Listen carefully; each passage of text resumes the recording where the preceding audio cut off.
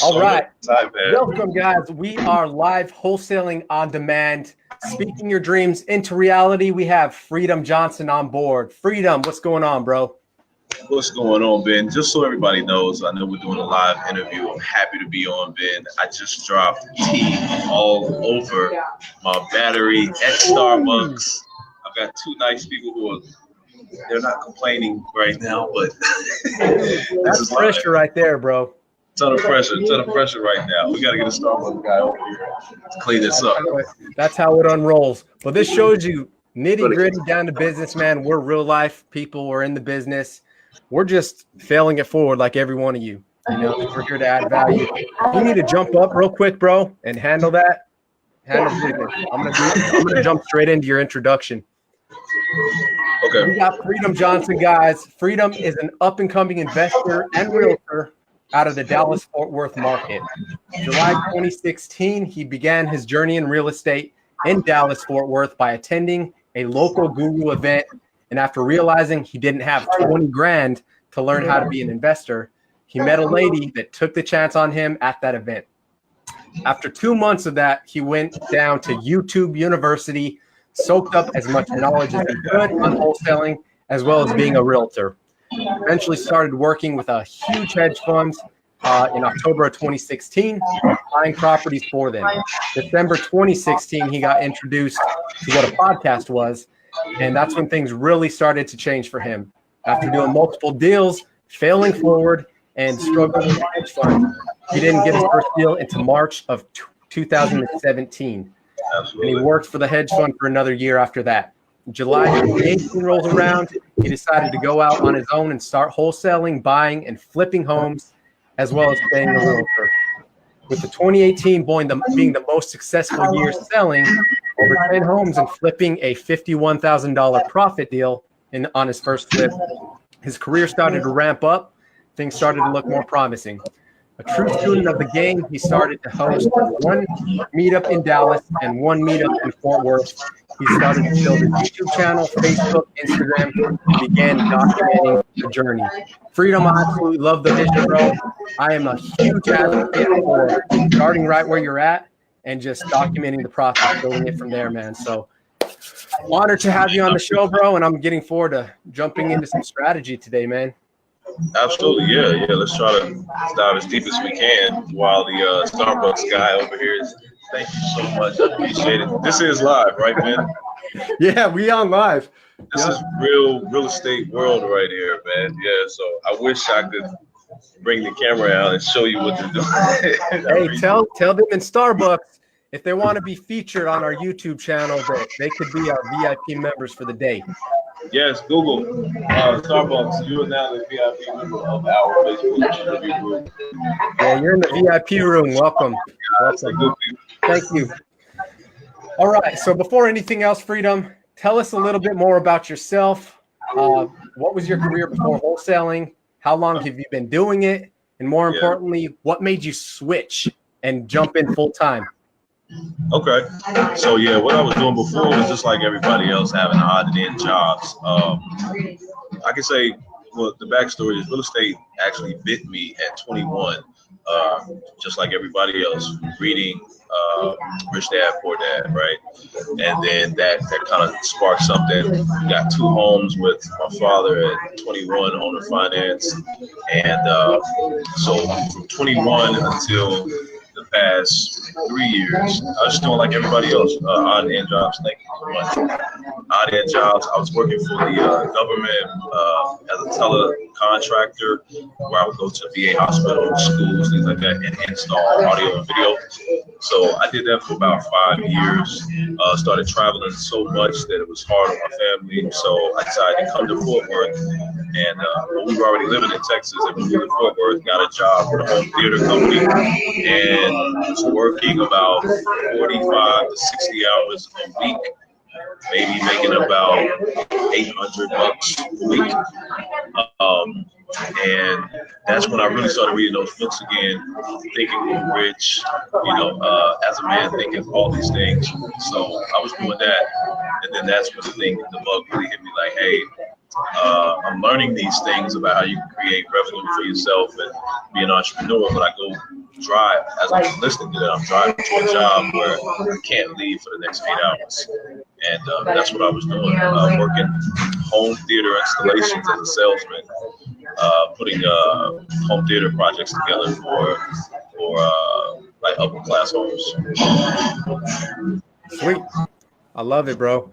Yeah, we're going to dive into a lot of mindset today because, again, freedom, we share similar values, similar beliefs.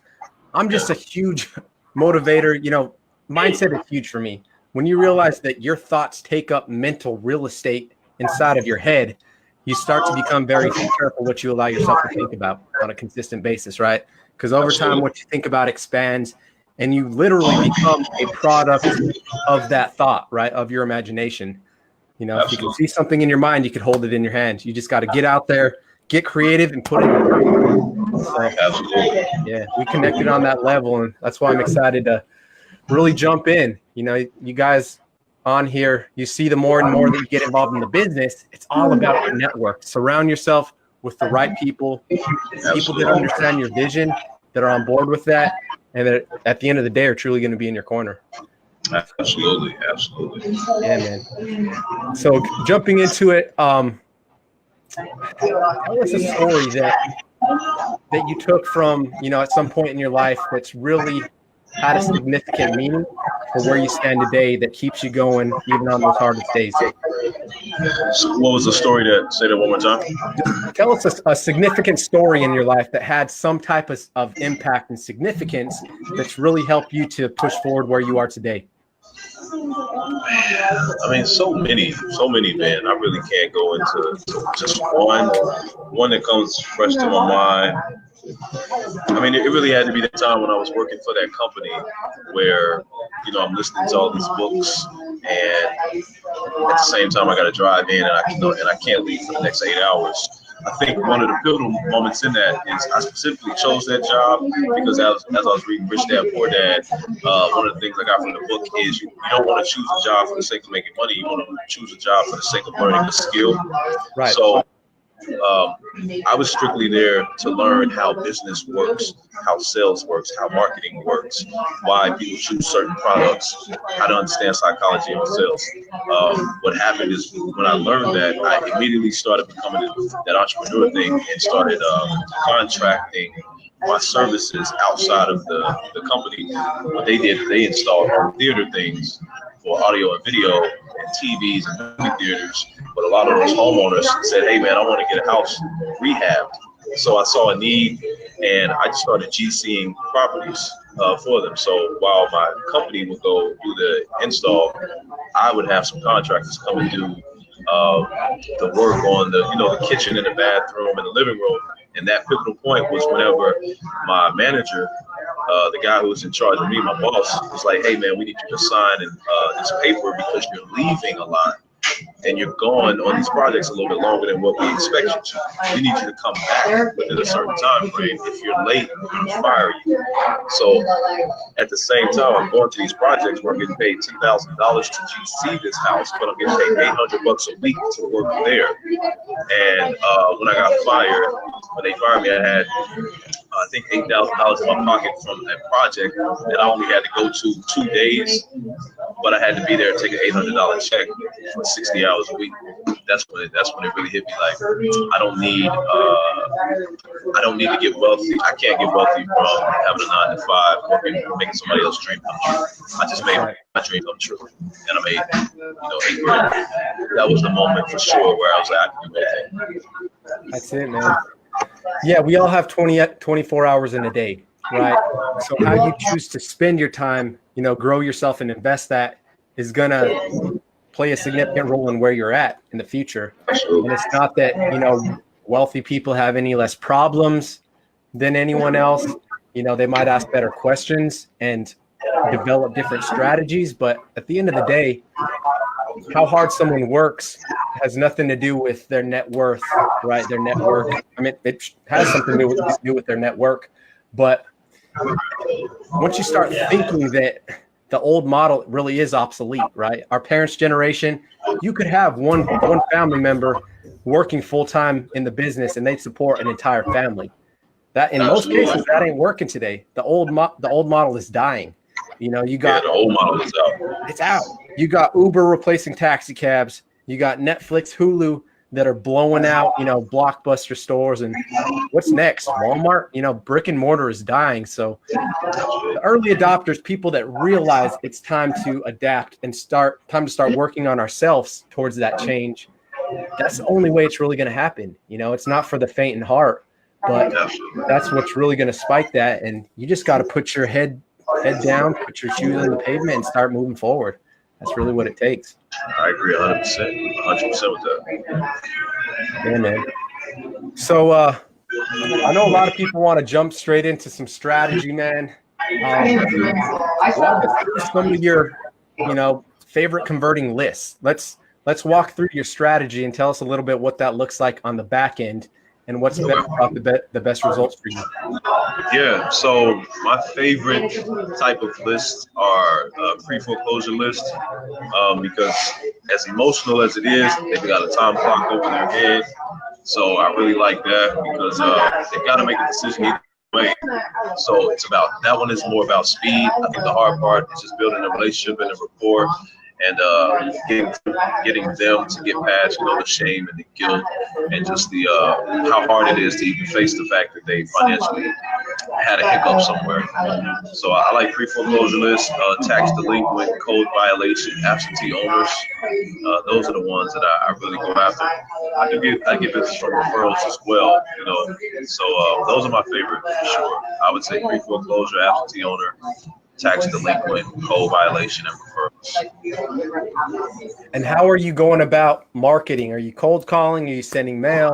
What's your main strategy as far as that outbound marketing? Yeah, no mail. We don't do any mail. You know, 'cause I look at, you know, I'm new to this business, right? I'm only 2 years in. Right. So, you know, I don't have that huge budget to do direct mail because even at some of the meetups that I teach other people and show people the business, direct mail is one of those, it's a marathon game. When you start direct mail, you're ready for being in for the rest of your life. Once you stop it for a week, it's like you're starting all over again. Yeah. So what I'm into is we do cold calling, and we drive for dollars, we door knock, and then we use social media as well. Yep, that's solid. I'm a firm believer in trying to stay away from whatever everyone else is doing, right? You see everyone else doing something, try to do something different. Yeah, direct mail is like a freight train. It takes a long time to get started, but once you get moving and you build that momentum, there's no looking back. You know, that's what I see with it. Traditionally, we've never really sent mail ourselves either. Try to talk to as many people as you can, right? Quickest way to do that is making phone calls. Get on them phones. Yeah, I've tried to direct mail too, but I didn't understand the marathon of it.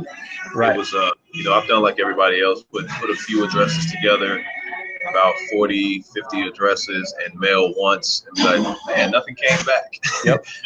But I was so focused on myself. I got better at marketing when I stopped thinking about myself and started thinking about what is the seller thinking, what are they going through, and how to relay that message that I understand. And the best way for me to do that was door knocking, because I'm face to face with you, over the phone so I can build a rapport with you, and then social media because I can get creative and send a message out and say that I understand as well. So absolutely. So I want to jump into, you know, since we got the show based around mindset, tell us about your mindset game, mindset routine. What does your morning routine look like? Do you have any specific rituals that help you prime your mind for success? Lay that out for us, man. Yeah, so I look at the day in two different ways. I've got morning time and I've got sun up time and sundown time. Yep. So to run somebody through my day it starts with the night before. I go to sleep at 8:30, and that's non-negotiable. You know, sometimes we do have things where I'm up, you know, 9:30 o'clock, but I go to sleep at 8:30 typically, and I get my full 6 hours in. So I wake up at like 3:30, 4 o'clock. From that time until about 7:40, you know, I'm sending the email, I'm putting the marketing piece together. We're working on the systems. I'm talking with my VAs, strategizing what we're going to do for the week. And then as soon as that sun hits, then I switch my mindset, and then now it's all talking to sellers and buyers and networking and events. So my mindset is when the sun is up, I'm in someone's face doing business, building a relationship. When the sun is down, I'm working on the systems and the automation and strategizing. So I got that mindset because I have a friend, a mentor of mine, and he has 8 children, and he's super productive. He's a pastor, he's writing books, works out, has a wife, and he never seems to slow down. And I was like, how do you do it? He said, he had a neighbor who was a millionaire, and said, man, he wakes up at 3:30. For me, my first thought was, who the heck is waking up at 3:30? But he said that's the wrong question to be asking. The right question is, what time is he going to bed? And when he went to sleep at 8 o'clock, it made sense because he still got 6 hours in. So that's pretty much how I approach the day. I've got sundown time, work on the systems, sun up time. I'm in someone's face doing some type of business. That's awesome. It's all about consistency in your routine. As I say, like, most people are not built to be entrepreneurs for the simple fact that it takes discipline, it takes structure, and it takes being intentional, which all sound really, really easy, right? But man, I have some serious shiny object syndrome, right? Like I'll try to be in the zone, and then one thing pops up and I'm down a rabbit hole chasing it off, But what I'm realizing is the importance of having that laser sharp focus, right? Identifying what that one thing is, that one important object that you need to handle, that if you accomplish that, as Gary Keller says in his book, if you accomplish that one thing, it's going to make all other tasks either easier or obsolete, so being able to be intentional, to map out your schedule and craft a routine around that is absolutely crucial. It's so important. And that's the struggle. It's an everyday struggle, man. So you can tell that you're a disciplined individual because you are so goal oriented and driven that you make clear intention as far as what your plans look like. You map those out and you stay with the plan, right? You stay with the directive. Yeah, and that's something that has to be built over time too, because I had that shiny object syndrome, and at one time I was trying to figure out how to do digital marketing, direct mail, cold calling, and calling other wholesalers all at the same time, trying to learn all 3 of them. Yep. And I kind of had to just focus in on, let me just get one up and running, and just focus in on that. And but you hear new strategies. I mean, it's 2019, so in 2018, there was so many new strategies that came out that was being talked about at a mass level, like digital marketing, ringless voicemail, cold call. All of these things were coming out, and I was, in 2017 when I was hearing about them, I was like, man, we should try this, we should try that, but it wasn't producing anything because I never really intentionally spent time. So, in trying to get it up and running. So in 2018. I really just decided to just be a master of one thing, but organize my day. Not so much as let me just choose a few things to do, but I started to choose what are the 3 most essential things I can do today. If nothing else gets done, what are those 3 things? And then I compartmentalized it. One of them has to be a physical thing where I'm doing, and then the other 2 have to be systems. And then that's what led me to make sense of my waking up at 3:30 in the morning, because somebody can easily spend 12 o'clock to 3 o'clock in the afternoon working on their digital marketing, but the sun is up, and that's typically when people are up, and you can be using that time going to an appointment, talking to a seller. So I had to be super intentional and selfish with my time. I've pissed some family members off and some friends off because I just don't have time for the, hey, what are we doing? Let's hang out. I'm trying to build a $1 million business. I want to be worth 50 mil by the time I'm 55. So I got to really put some work in right now and be intentional with everything I do.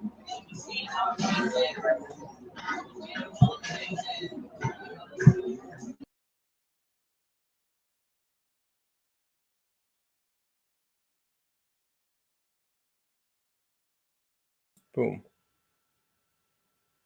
Damn. Okay, we're still live. Looks like I lost Freedom. Bear with us 1 second. We're going to go ahead and try to cue him in. Camera's out. Yep.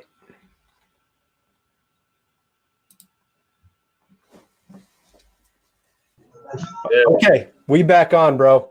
Back. Sorry about that. Technical difficulties. That's what happens when you got too many engines moving at once. Absolutely. Good. Okay. Where were we at? Talking about systems, the importance of structure. Yeah. We were talking about mindset of the day. Yep.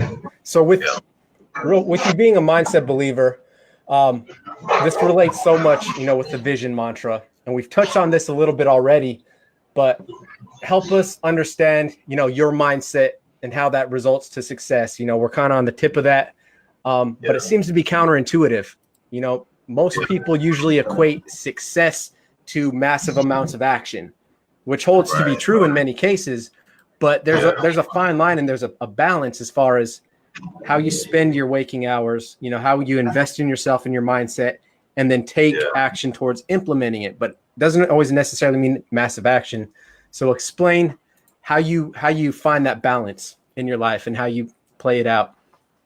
Yeah, well, it starts with that night again. So when I go to sleep, I'm going to sleep to affirmations.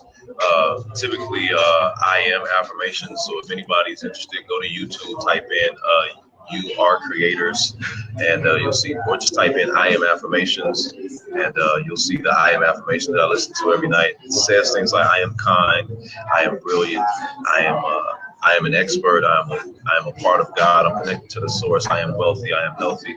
So I actually go to sleep to that. So when I wake up subconsciously, I've already got that in my head that I am something. I am worthy. And then I wake up. I'm listening to a podcast, listening to some motivational speech. And then from there on, when I wake up, I don't do it every day, but we try to work out. I slack off a lot with that because when I get the systems in my brain and the creativity going, sometimes I'll do it later. But I start with those things in my brain, though, those I am affirmations and listening to positive things. I read books like daily. I'm always in a book. So I've actually so my mindset was to create a bubble, if you will, that I don't know anything else other than real estate, education, and affirmations and motivation.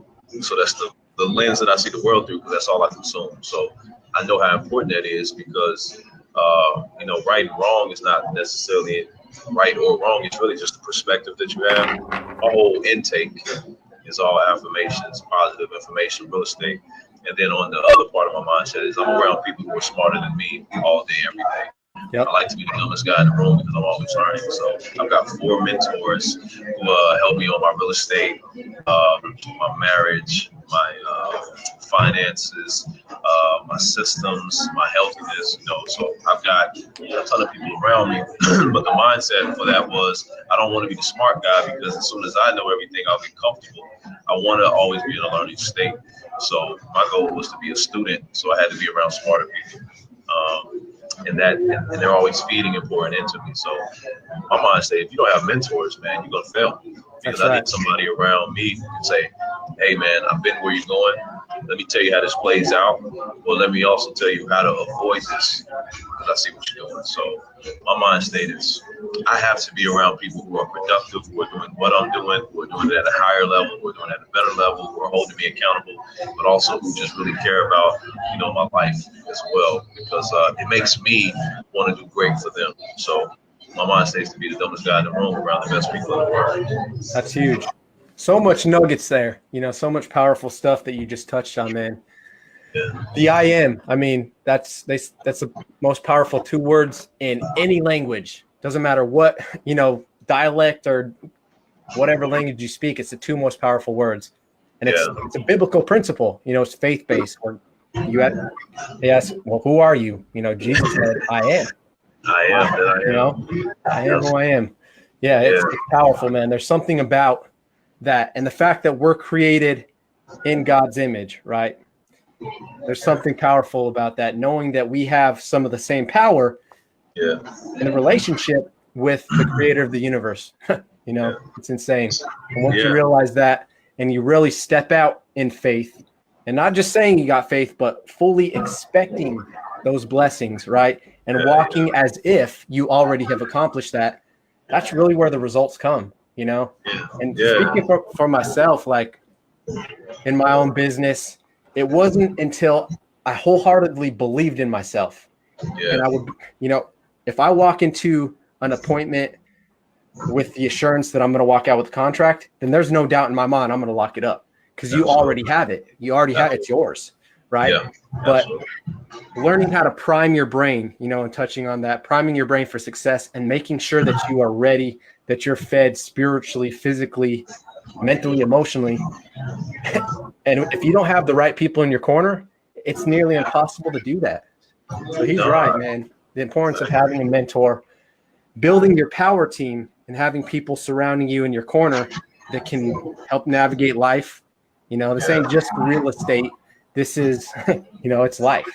And life. And that's something that I learned a lot, man. I learned that early on, that real estate is really just a reflection of yourself. Your business is a reflection of who you are.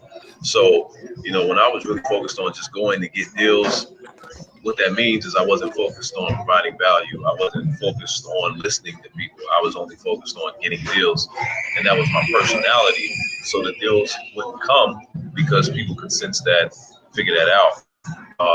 So when I learned that real estate is really, when people tell me they want to be in real estate, I actually get a little nervous because I don't think they know what they're asking for. Because what they hear is I want to get in real estate. What I hear is I'm ready to provide value. I'm ready to change the way I think and feel and look at life and be a server first. And they don't hear that because that's what you have to be in order to be successful in real estate. You got to solve. You got to always be a student because there's something new that you don't understand. There may be a death in the family and there's some affidavit of heirship that you got to learn about. You got to figure that out, make sure you got the right team so you can solve the problem. And by you solving the problem, the end product is you're getting paid. And I think that people get into real estate for the money. Obviously, that's attractive. I want the money as well, you know, and I like the money, but I know it's because of how I was able to solve problems, and I was a listener first, and I believed in myself, and I have a team around me that supports me and can help get things done. Those things in place first will help anybody be in real estate. And the mindset is super important because it's not a one-man game. You know, it takes a full team. It takes a full team. And, you know, a lot of people want to do it themselves and try to put that money in. But you'll never get the money if you got the whole process in place. That's right. Having a mindset of abundance, you know, shift your focus from sale and build relationships. Focus on relationships and solutions. We're here to serve. You know, that's at the end of the day, that should be the only reason for our existence, right? Yeah. We're here to serve others and to leave some type of a significant impact. Yeah, and that's why that lady who gave me a shot is instrumental to my growth, because I came to her and was like, hey, I'll drive you around, take you wherever you need to go if you just spend some time with me and show me what I need to do. But what do you need? You need somebody to drive you around. If you're driving by yourself, I'll drive you around all day. And that was the first time I had like a service mentality. And then, you know, that was kind of one of the small seeds that led us to where we're at today. Because I got to see how valuable it is to help other people out. Whenever you bring value to them, then naturally, you know, they want to do the same for you. So if I just went to that lady and said, hey, teach me what you know. These are the days I can be there. I'll only ask questions when I need you. That relationship probably wouldn't have grew into an opportunity, but because I was so hungry and obsessed with helping, you know, she gave me a shot. Fortunately, it didn't work out as long as I wanted it to do, but I think that was like her first time mentoring somebody, and she got to see how much work it takes to actually feed and pour into somebody, and when they get curious, you got to answer questions. I think it was a little bit much more. But for the 2 months that she did give me a shot, she was paying me as well. So, you know, she was grateful for that because I just left that job. She was literally paying me to learn and help her out. I'm grateful for it. I'm grateful that it ended. I'm grateful for where I'm at. But if it wasn't for me having that service mentality, I never had that opportunity in the first place. That's powerful. That's powerful. Yeah. What would you say the most valuable piece of information that you have is that you could share with someone else who's just getting started? Maybe some, you know, pitfalls to avoid or some kind of agenda to stick through. what's the most valuable piece of information for someone just getting into wholesaling? Read the book Go Giver. Yeah, read the book Go Giver. That'll set the mindset. That'll set the mindset and give you like the perspective on how to look at the business. How can I help you? And then from there on, everything else will become easy. And there's so many golden nuggets. I can tell people, try to have a team, make sure you have a mentor. There's a difference between being busy and being productive. Ask yourself, productivity is what is a revenue generating activity, right? And being busy is how much time I got to do as many things as I want. So read books. I didn't know a lot of questions, so I started a meetup to bring people in and speak at the meetup so I can actually learn. So, it's so many, but I would definitely say start off with being a server. So the Go Giver is a great explanation of how somebody was trying to get, and then when they met some people who were givers, they saw the wealth that they had, but the mindset and lifestyle they had. So he took that himself and was able to, grow his own sales because he was a giver. I would say read the Go Giver. For the guy, Go Giver was the name of the book. It's a red book. You can look it up on Amazon. You can buy it at Barnes and Nobles. The Go Giver literally changed my life, man. It changed my life. Super grateful for that book. Super grateful for that book. That's powerful. It just tells a story. It's a story of a man that's struggling through life, that wants to experience some type of change. Someone just steps in and walks him through some things and basically helps him realize and learn how backwards his mindset is. It's so true in the world today. Like, since birth, we're taught different beliefs, right? And we grow up with this one belief system. Of course, we're influenced through friends and different people in school and the workforce, but you don't realize how your mindset has been controlled so much since that young age, that getting out of old habits, breaking those change, and how we truly are creatures of habit because our brain operates off of impulse, that sometimes you don't even know that you're doing the wrong things until you're surrounded by somebody that could either point that out or walk you through different activities, right? And he talked about focusing on money-making activities. And honestly, busyness truly is the enemy of productivity. Absolutely. If you're just busy trying to muscle through, or you're working harder than someone else, well, that's great. I believe in hustle. Gary Vee, thank you for hustle. I believe in it, but you also need to think with your mind. You truly need to find yourself, dig deep. That's why reading brings so much out of you, right? It makes us realize our creative potential. And that, if you can see it in your mind, then you harness that power and you just step out and start building it. So hustle is so crucial, but at the same time, without vision, the people perish. Absolutely, and it's a forever thing, right? It's not let me be a server just so I can go get a deal. It's a lifestyle. Being a server is a lifestyle, and it trickles down into other areas of your life. So, because this is wholesaling on demand, our mindset is we have to help these sellers, and then we're also helping buyers buy great deals. So, because of those two things that we bring to the table, we have to get paid for that.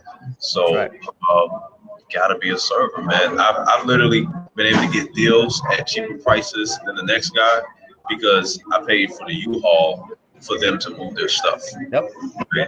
So a lot of times it's not about numbers. If you're a true listener, you can hear what their pain is, and you can solve that pain outside of money. So, the house that, in my bio where we made the 51 grand, that was that house, because I was listening, the lady said, "What do you want to buy this house at? You're the only guy I want to do business with." And I was able to solve that problem, helped her. She walked away with some money. I even called the brother up just like a month ago. Dave, checking in on you. Said, "Hey man, I appreciate what you did. My mom's got some money, and she's hanging out. She's going to the casino, and she's okay now." Because I was able to relieve that pressure, solve that problem. I had to train myself not to think about the profit we could have made until I solve that problem first. And it's a lifestyle, man. It's a lifestyle for real. It changes everything because God can only do, you can only do so much, but God has a way where somebody that you met 6 months ago, because you've been a server and you've always been helpful to them, whenever you get down, they may call you and say, hey, I got a deal, because you were a giver from the jump. So gotta be a giver, man. That's true. We're so focused on that next deal, that next big breakthrough, that sometimes we're not diligent with what we have right in front of us. You know, absolutely. If you can't be trusted balancing a $45,000 checkbook a year, what makes you think God's going to trust you balancing $1 million checkbook a year?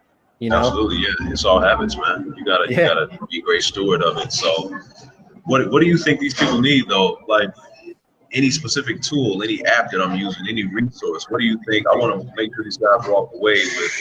Yeah, they can get started today. What do you think they need? Why don't you share some of the apps that you use on a daily basis? And I know that you have, a team around that. How have you equipped your team with these apps, and how do you pass down those values and that culture down to them as you're building the team? Okay. So the mindset that I have on building this team, I'm only 2 years in. We've got 2 VAs, we've got a caller, and I've got a partner. The way that we set our culture up is the people that we choose to bring in, we got to make sure they have the right values. Right. Now, as far as the apps that I'm using, let me actually just look on my phone real quick.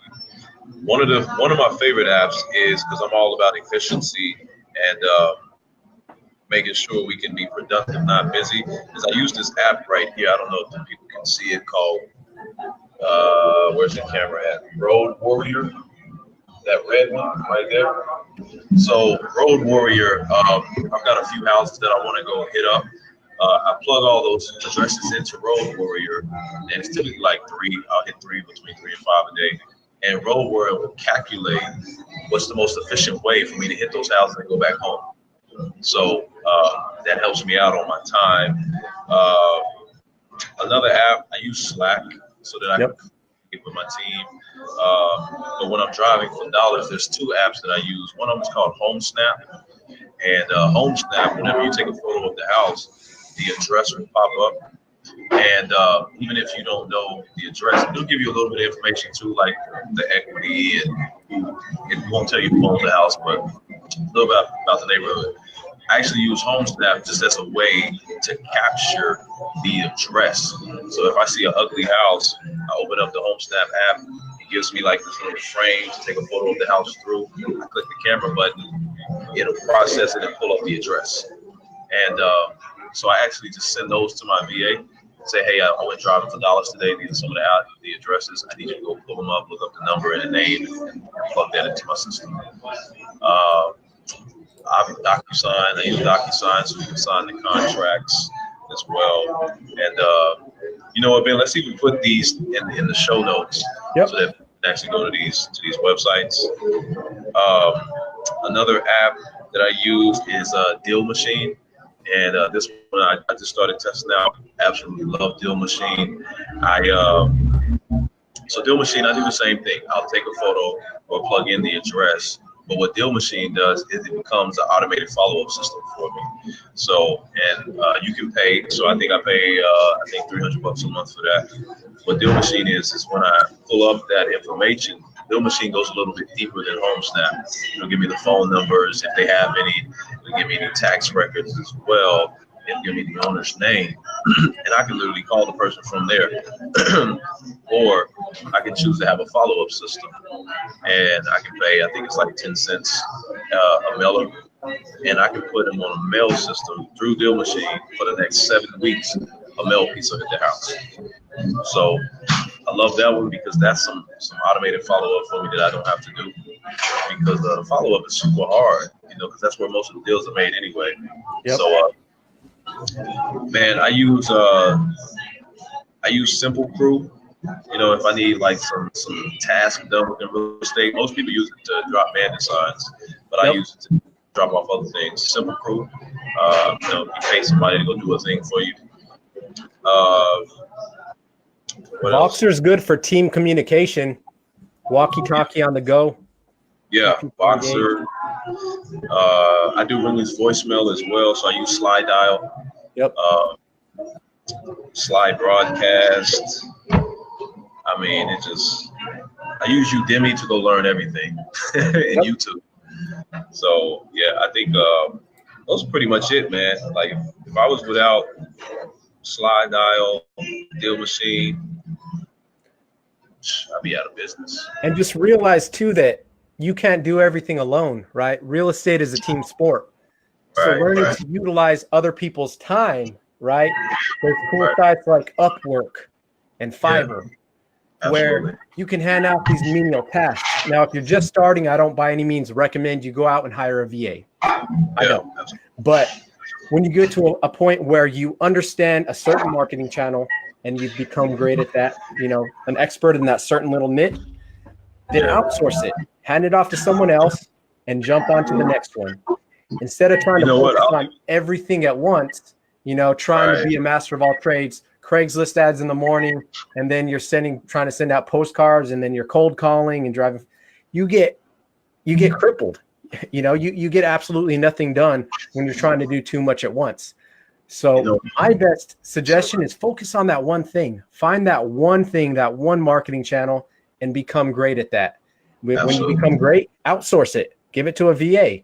You know, between Upwork and Fiverr, those two sites can give you a lot of benefit. Yeah, you know what? That even reminds me. I've got a YouTube video of how to play the Upwork and Fiverr game, guys. So if anybody wants to go to that YouTube, Freedom Johnson, I think it's under Real Estate for Newbies and Skeptics. I've got a video on how to hire VAs, because that's a big thing. I know a lot of people who say, I don't know how to do the thing, I don't want to do the thing, and I want to pay somebody to do the thing. And that's a really bad way to approach hiring a VA, because if you don't even know how to do it, how can you teach them to get it done for you? So you have to be able to be knowledgeable of the thing you're trying to delegate, because they need to learn it. They don't know who you are. They don't know why you do it. They don't know where you got it from. You need to show them all that. And the way that I do it for efficiency is there's an app that I use called, not an app, a website called Screencast-O-Matic. And it's a screen share, so it's recording me do the thing. But just like we're having this interview, there's a screen, it's recording the screen, but also me, and it's recording me go through the process. So what I literally do is, I haven't touched any list that my VA's got for me in 7 months. I almost forget how to go get those lists, because I did it one time, recorded it, and sent it to my VAs, and every week they go through that video to go put the list together. There's times where I got to call those guys and be like, hey, how do we do that again? Or I got to watch the video again. So the way you delegate, instead of physically being there, I'm virtually there, because I recorded it one time of how I do my business, sent it to them. So I've got a YouTube video about that, so that if anybody want to check it out. Yeah, that's powerful. We got a question about Bandit Signs. Have we ran into any legal issues or possible fine? This is going to be different in any market that you're active in and any county. You know, with us being in Richland and Lexington County, two completely different rules and standards as far as that goes. I would suggest do your research, really dive in and understand how those jurisdictions work. I know Richland County, you could put a sign up and it'll be up 6 months later, as long as someone else doesn't take it down. But Lexington County, especially some like niche areas like Irmo, the town of Irmo is super strict. But again, it's going to defer to every single county, every single market. So look into it. There can be serious issues with it. Just, you know, be careful. Get out there, put it up at night, and make sure that the number is not tied directly to your cell phone. You know, port it through a call rail number or Google Voice, and make sure that you know that the person you're speaking with on the other end, that you know who they are, right? That they are who they say they are. That's my best advice with that. You got to dive in and do some market-specific research for it. But bandit signs are effective. I've shied away from them personally in this market just because it is so overly saturated. I mean, you could drive by some intersections, you got 4 or 5 different bandit signs on the same street corner. Right? I try to do what everyone else is not doing. I shy away from that. But they work. Yeah, it's a marathon game too. In that one too, it's real cost heavy up front. You got to be in it for a long time. So yeah, definitely, I agree with everything you said. Check your city, check the laws on that. But be prepared to be financially into that game for a marathon. It's gonna take a long time. You can't stop them. You can't stop them. That's right. Real quick, Freedom, what is your favorite quote of all times and why? Favorite quotes. My father gave me one. Today is the first day of the rest of your life. That one. I think about that one every day almost, just because doesn't matter what happened yesterday. Just get up and do better. So my favorite quote. Shout out to my father for that one. I'm sure he'll like that. I love it. Yeah. You touch on some books. I have a pretty good idea what your answer is going to be with this, but what's your absolute favorite book of all time? The Alchemist by Paulo Coelho. Yeah, I love that book. That book is so awesome, bro. Man, I love that book. Find your personal legend, bro. Yeah. Sorry, guys. We can make this whole another podcast talking about books. Yeah. Favorite book. I listened to that twice in a row, bro. I had it on Audible. Yeah. Finished it, and I jumped right back in. I'm like, this is game changer. You know what hit me with The Alchemist, because Oprah, Will Smith talking about the book. So I really like how they're big givers and they introduce me to the book. But I'm a visual learner. I'm an energy guy. Like, the vibe has to be right for me to really receive something. Yeah. And so I'm watching these interviews on Alchemist. Other people talk about The Alchemist on YouTube. But what really hit me is Jeremy Irons reading the book. And because if anybody doesn't know Jeremy Irons, that's the voice of Scar on Lion King. And Lion King is a super, super personal book, super personal movie to me. It talks about life, and it's real spiritual. So I love Lion King. I love his voice. And when I bought the Audible version, he was reading the book. So you talk about the omens and the signs. I was like, yo, God is telling me, like, I'm supposed to read this book because I love this guy. I love everything he's about. I love his voice. And when he was reading the book, man, like, I listened to that book at least twice a year, and nothing comes close. There's no other book that comes close. Alchemist is my second Bible. Yeah, if you're going through the fire, if you're struggling through trying to get that first deal, or you're just going through a tough spot in life, don't give up. Give up, because I'll tell you what, breakthrough comes right after that hardest hour. Straight up. You got to keep on pressing, keep on moving forward, and talking about, like, this is a faith-based journey. You got to believe in yourself. You got to believe in your mission and your journey. Yeah. The fact that you're going through that struggle, one, is proof that you're alive. Very true. Two, Very true. it means that breakthrough is coming. So hammer down, start doubling down on marketing. You see fear, stand up to that opposition, because fear is the opposite of faith, right? You want to face those struggles head on and say, you know what? I'm ready. Let's do it. Let's do it. Please, guys, read that book. Read it. Paulo Coelho, The Alchemist.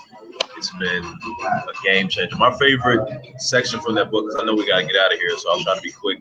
Yep. One of the things that I love about that book is when he was talking to the guy at the glass shop, and he was like, young Santiago was like, man, we could do this, we could do that.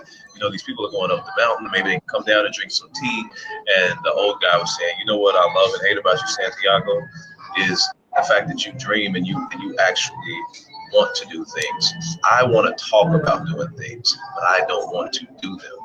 And when I heard that, I was like, it's so many people that I know personally who like to talk about doing things, not actually doing it. So you could easily be Santiago in your life around a bunch of people who love being what I call theoretical professionals. And you get a lot of that in real estate too. A lot of people, I want to buy this house so I can do this, so I can do this, so I can do this, and jump into multifamily, but they haven't even done the first thing. So that was my favorite quote from the book. Well, one of the most memorable, but I love that book. Game changer. I love that. It starts with making a commitment. Make a commitment to yourself. Once you got that lined up, you're ready to go with yourself. Get out there and make it happen. The only thing standing between where you are and where you truly want to be, it's that gap. That's the amount of action that you need to take. Absolutely. And think about the action you need that you think it's going to take. Multiply that action times 10, because that's what it's really going to take.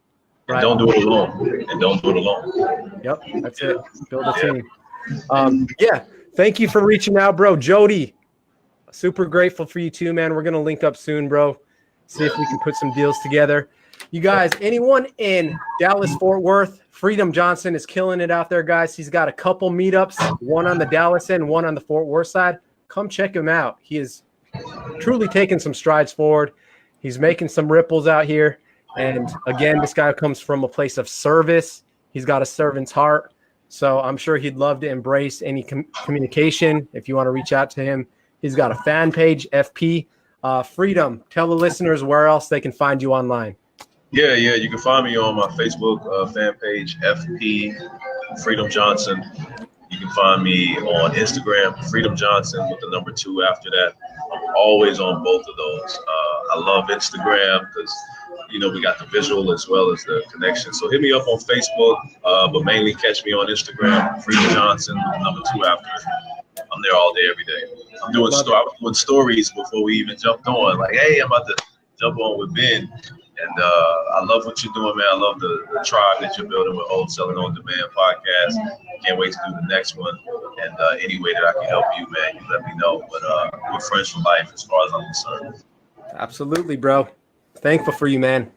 Absolutely, man. First day of the rest of your life, guys. Get out there and crush it. Make it the best. Make it the best. Absolutely. Some nuggets from Johnson Sr. Yeah, from Big Johnson, from Big. Yeah. Much love, guys.